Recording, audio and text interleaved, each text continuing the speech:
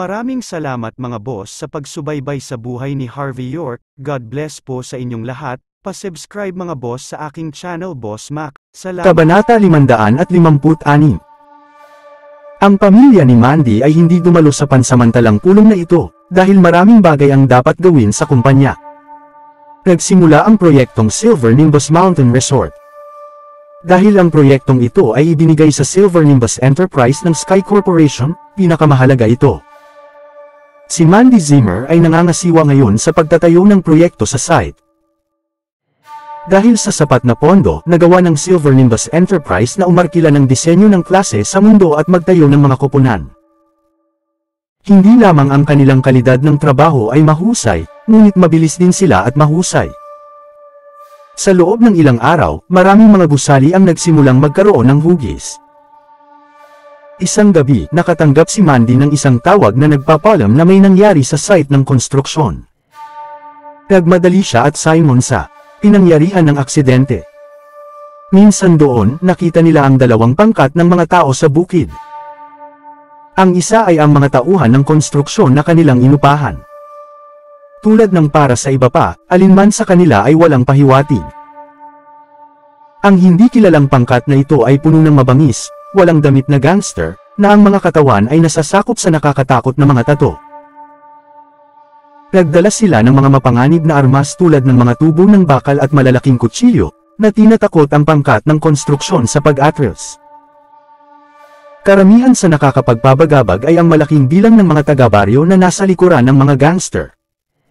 Ano ang nangyayari? Sumakay si Mandy Simon sa eksena. CEO Zimmer, may problema kami. Sinabi ng mga taong ito na ang lupa na ito ay dating lugar ng kanilang pinagmulan. Sinabi nila na sinimulan namin ang konstruksyon nang hindi tinalakay ang kabayaran sa kanila. Sinabi nila na hindi namin respetuhin, nais nilang buwagin ang itinayo at talunin kami. Ang kinatawa ng pangkat ng konstruksyon ay isang binata na napakaberde. Paano ka magkakaroon ng karanasan upang mahawakan ang gayong pangyayari? Nakakatakot. Ang mga taong ito ay malinaw na gangsters. Bakit ang mga taga-baryo dito ay kumikilos ng CEO Zimmer? Nang pumirma kami ng kontrata, sumang-ayon kami na papasok lamang kami sa site kung walang mga pagtatalo sa lupa. Kailangan mong ipaliwanag mga miyembro ng koponan ng konstruksyon ay nasa gilid ng luha. Maaari nilang gawin ang konstruksyon, ngunit hindi sila maaaring lumaban. Nasimangot si Mandy at tumingin sa mga gangster. Siyempre, lahat sila ay tila hindi kapani-pani walang bisyo. Tila pinalabas nila ang isang malupit na kabangisan, ligaw at uhaw sa dugo. Tila kung nakita at nagawa nila ang higit pa sa karaniwang gangster. Mukhang handa silang pumatay. Ang CEO at developer ng proyektong ito. Nasimangot si Mandy, ngunit humakbang pa rin ng walang takot. Maaari mong sabihin sa akin kung ano ang gusto mo. Naranasan niya ang parehong sanimhi dati. Alam niya kung paano haharapin ito. Isang lalaking may edad na pagsuso sa isang sigarilyo at may mga pilat sa buong katawan niya ay lumabas. Kahit sino ay maaaring makita na siya ay nabuhay kasama ang kanyang buhay sa linya araw-araw, at sa pamamagitan ng maraming malubhang pinsala. Wala siyang armas. Sinuri ko si Mandy at pagkatapos ay nanunuya, CEO. Napakaganda mo. Ngunit ang pera para sa demolisyon ng gusali ay hindi ito ay isang matigas na pagbebenta. Niloko mo kami ng mga tama. Bayaran mo kami. Alinman ka magbayad sa amin para sa mga karapatan o pinunit namin ang buong ng halimbawa ng mga gangster. Ang pangkat ng mga taga-baryo sa likuran nila ay sumigaw sa pagkagalit, na kumikilos na parang nakaranas sila ng malaking pagkawala. Nakaramdam si Mandy ng sakit ng ulo na gumagapang sa kanya. Hindi siya natatakot na tumakbo sa mga gangster kapag nagtatrabaho siya sa mga proyekto. Ang pinakapaborito niya ay ang isyu ng demolisyon at pagkuha ng lupa. Nang maabot ang mga bagay sa puntong ito, wala siyang pagpipilian kundi upang makahanap ng solusyon. Mahigpit niyang sinabi, "Pasensya na. Maaari kaming bumuo dito dahil nagbabayad kami at nakuha ang mga legal na pamamaraan. Kung sa palagay mo ay hindi sapat ang pera ng demolisyon, hindi mo kami dapat mahanap. Dapat kang pumunta sa relocation office sa halip. Ang isa sa mga gangster ay nanloko, wala kaming pakialam. Hindi ka namin hahayaan na magtayo dito kung hindi mo kami babayaran. Hindi mahalaga kung gaano ka itinayo, ibabawas namin ito lahat. Oo. Bayaran mo kami. Sa ilalim ng pamumuno ng mga gangster, ang mga taga-baryo ay sumigaw at sumigaw sa walang takot na pagsuway. Hindi bobo si Mandy. Agad niyang naintindihan ang sitwasyon pagkatapos ng isang maikling sulyap. Ang mga taong ito ay dumating dito upang magdulot ng kaguluhan, at wala nang iba pa. Gayunpaman, ang Buckwood ay isang kabisera ng lalawigan. Ito ay isang lugar na binibigyang diin ang pagpapatupad ng batas. Hindi man ang mga gangster ay maaaring maglaro sa kalooban. Dapat ay hiniling nila ang mga bayarin sa proteksyon at pinilit ang mga taga-baryo na magtipon dito upang bigyang katwiran ang kanilang mga walang prinsipyong aksyon. Huminga ng malalim si Mandy at sinabi ng mahinahon, mabuti. Sinabi mo na gusto mo ng kabayaran para sa demolisyon ng gusali. Magkano ang gusto? Hindi gaanong, $15 milyong lamang. Kung bibigyan mo kami ng marami, tapos na ang bagay na ito para sa ngayon. Sinabi ng pinuno ng gangster, nakangiti. Gayunpaman, ang sinabi niya ay napakakawili-wili.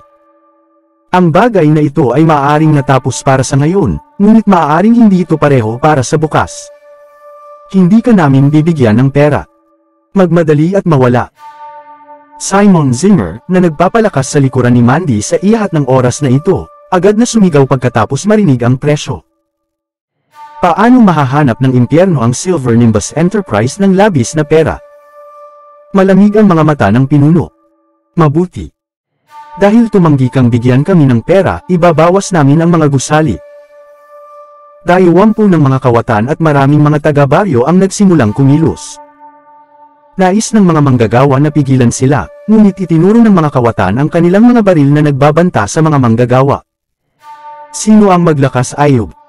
Kung lilipat ka, papatayin kita. Walang magawa si Mandy at ang iba pa.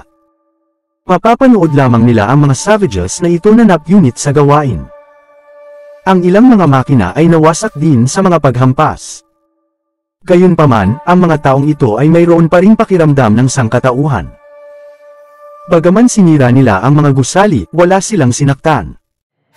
Itinaas nila ang ilang mga banner na humihingi ng kabayaran para sa demolisyon. Medyo matalino sila, hindi katulad ng mga ordinaryong gangster. Ang isang tao ay dapat na nagudyok sa kanila upang kumilos sa ganitong paraan.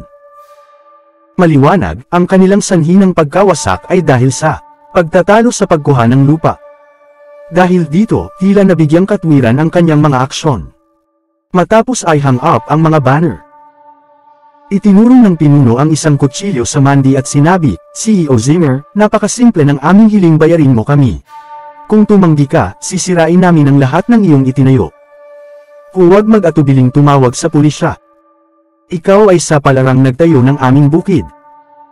Kung tumanggi kang magbayad sa amin kahit na may tumulong, walang silbi, el pinuno na ito ay tila napakakaalaman. Hindi nila sinaktan ang sinuman at pinatong pa ang mga banner. Kumuha pa sila ng ilang mga larawan. Kahit na tinawag ni Mandy ang pulisya.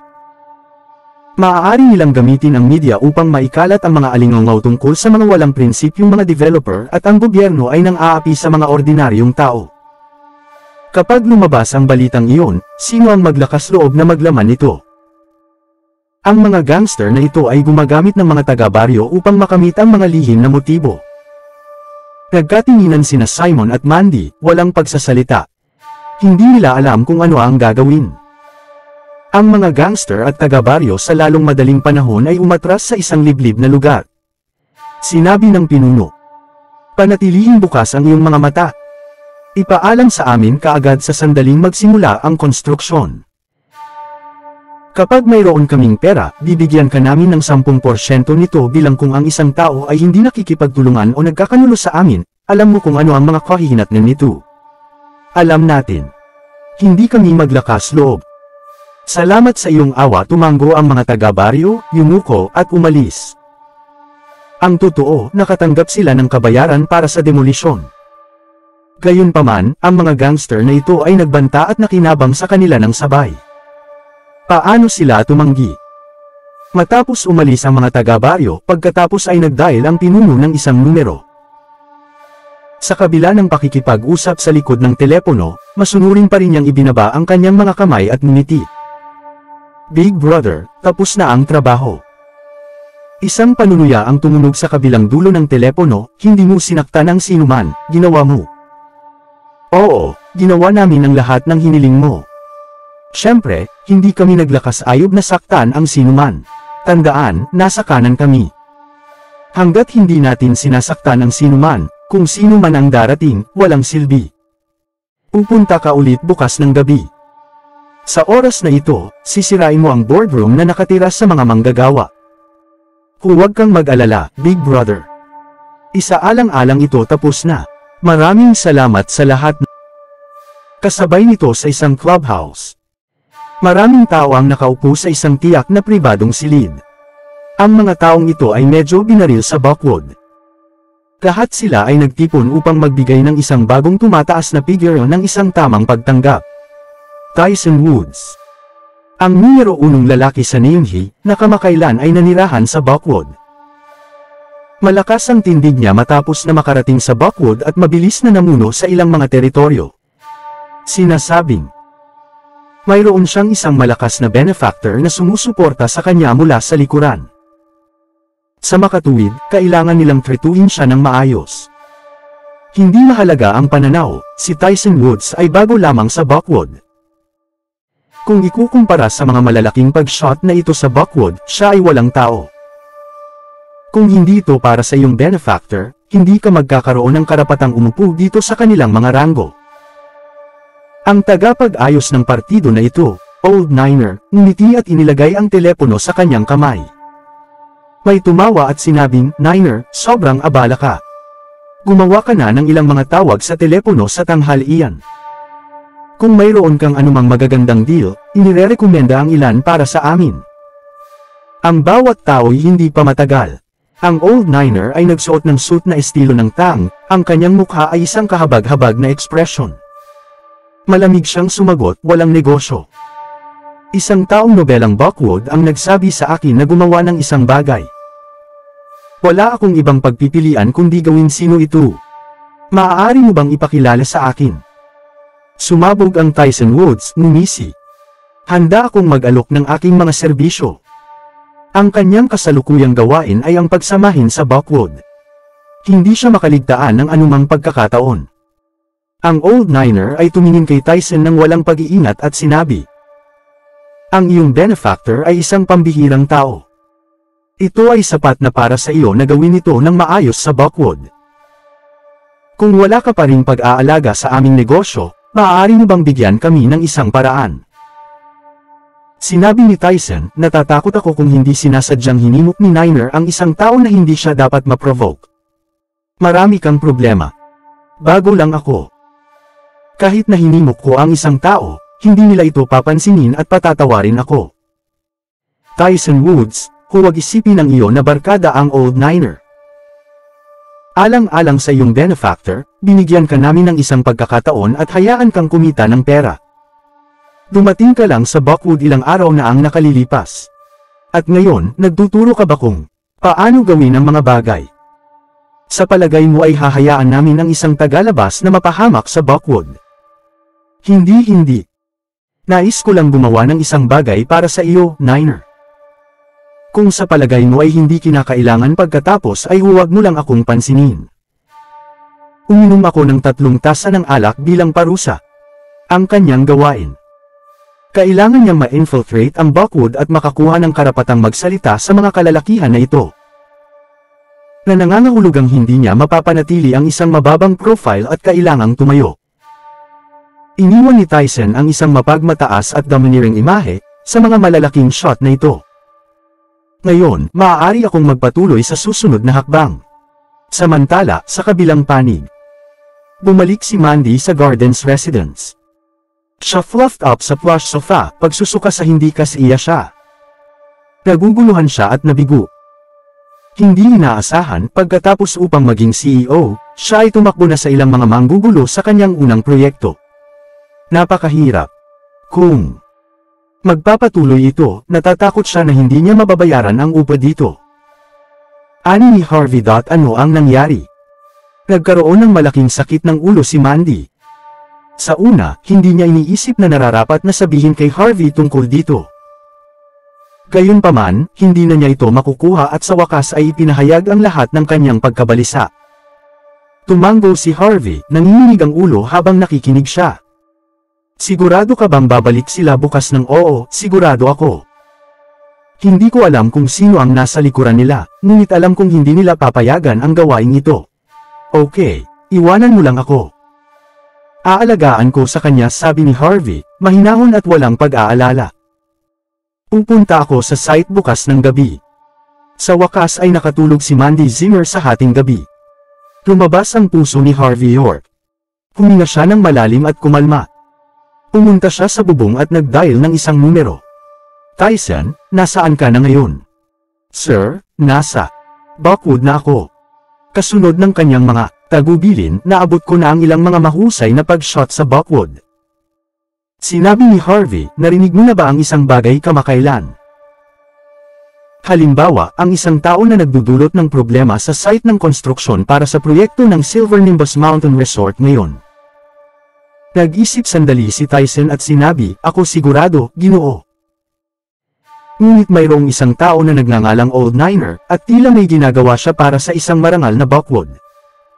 Hindi ko matiyak kung may kinalaman ito sa sinabi mo. Huwag isipin.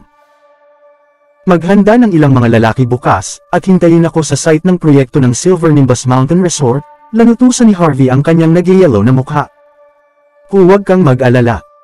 Maingat kong pinili ang mga taong sumunod sa akin sa Buckwood.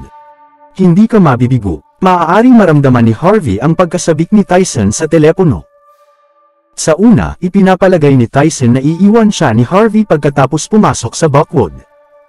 Hindi si Harvey. Sa katunayan, binigyan ni Harvey si Tyson ng isang espesyal na misyon at hindi pinayagan ng sinumang tulad niya na pumasok sa underworld ng Buckwood. Sa oras na ito ang unang pagkakataon na itinalaga siya ni Harvey ng isang mahalagang gawain, sa Buckwood ng hindi bababa. Naghahanda na si Tyson. Nais kong makumplito ang gawain ito sa lalong madaling panahon. Lahat ay dapat gawin ng perpekto. Kinabukasan, nakinig si Mandy sa mungkahi ni Harvey at nagpatuloy sa proyekto ng konstruksyon. Hindi na ito maibigay dahil lamang sa panggugulo ng ilang mga random gangsters.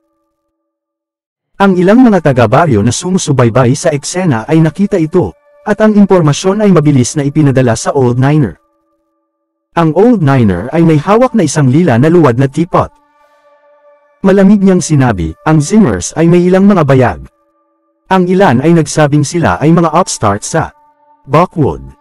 Maaari ba silang kunin sa amin? Magpadala ng ilang higit pang mga tao ngayong gabi. Kung kinakailangan, gumamit ng mas agresibong paraan.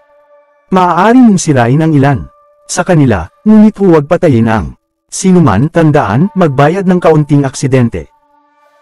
Halimbawa, may isang tao na tinamaan ng bakas ng lamig ay lumiwanag sa mga mata ng pinuno ng gangster. Umiti siya at tumango sa pag-unawa. Sobrang pamilyar sa pamamaraang ito ng operasyon. Mayroong 12 ng mga paraan upang iyon ang mga tinatawag na aksidente sa mga tunay. Huli na sa hapon. Hiniling ni Harvey kay Mandy na dalhin ang mga empleyado pansamantalang. Siya lamang at si Tyson ang nanatili sa trabaho. Si Tyson ay lumampas sa mga pamantayan ng mga ordinaryong tao mula nang magsimula siyang sumunod kay Harvey. Ngayon, nagsilbi siya kay Harvey nang walang anumang kasiyahan o takot. Naghihintay sila sa pagdating ng mga kalalakihan ng Old Niner. Di nagtagal, isang madilim na masa ng mga tao ang lumitaw mula sa kanyang harapan. Sa oras na ito, ang pinuno ng gangster ay nagdala ng daan-daang kanyang mga tauhan. Ang lahat ng mga ito ay maaaring labanan ng maayos, na nanirahan kasama ang kanilang buhay na patuloy sa linya. Walang kasama ang mga taga-baryo sila. Sa oras na ito, hindi sila magpapakita ng awa. Hihihi. Ang mga taong ito ay hindi natatakot sa kamatayan. Saan sila nawala? Tiningnan ng pinuno ang walang laman na trabaho, nanunuya. Big Brother, kasama mo rito na hindi matakot. Ang kanyang mga subordinate ay agad na pinuri siya, sinipsip ng walang kahihiyang hangarin. Walang tao dito, ibagsak natin ang lahat. Nag-utos siya ng mabangis, handa na sirain ang lahat sa paglalaro. Si Harvey at Tyson ay lumabas sa kanilang mga lugar ng pagtatago, kapwa may mga walang malasakit na ekspresyon. Ha ha ha ha. May mga tao pa rin, hindi ka ba natatakot na? Teka. Ang dalawa sa iyo, dito. Ikaw ba ay bahagi ng pangkat ng konstruksyon? Tiningnan ng pinuno si Harvey Tyson na may isang mapaglarong ekspresyon. Oo. Pareho kaming responsable para sa kaligtasan ng site ng konstruksyon ngayong gabi.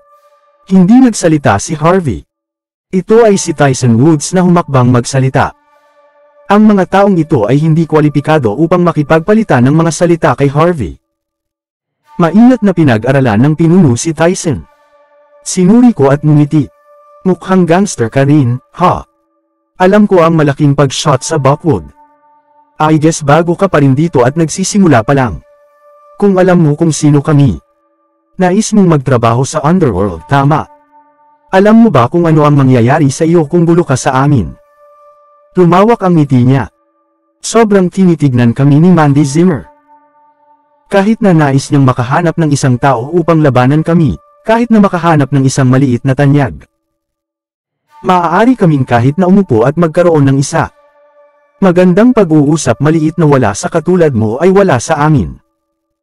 Binaril niya si Harvey ng hitsura ng disdain.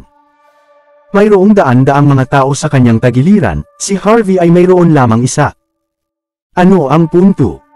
Maaari nilang tapusin ang dalawang ito sa loob ng ilang segundo. Huwag na tayong mag-aaksaya ng oras.